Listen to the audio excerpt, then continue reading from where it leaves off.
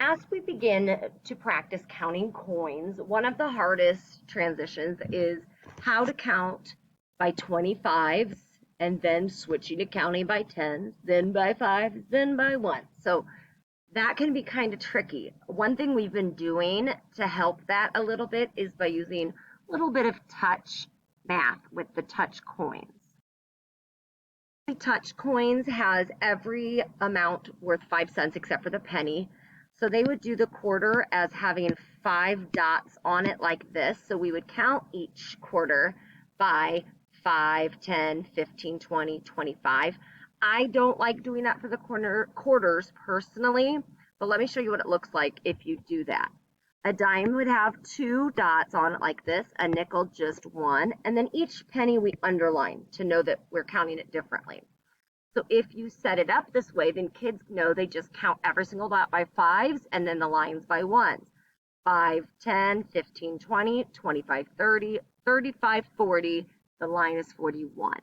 So if your child is struggling to count their money, they could do it this way pretty easily. What we've been doing in class, though, is learning how to count by those 25s. So it looks a little different.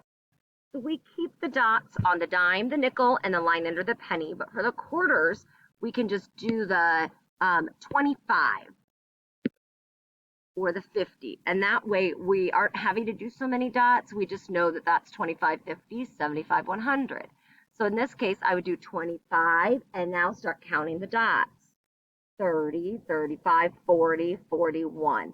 Still the same idea. Also, I want to make sure that students know there's 2 different ways that we could write this answer. 41 cents with the cent sign, or we could do the dollar sign showing no dollars, no full bills, with a decimal point 41, and that both of these would be a correct answer. Let me show you another quick example. So if you had this amount, the way we do it in class, we would say 25, 50, 75. So we could just put that 75, then we do the rest with the dot. 75, 80, 85, 90, 95, 100, 105, 110. Now we start counting by ones. 111, 112, 113, 114. And we would write 114. But we do know that every 100 cents equals a dollar.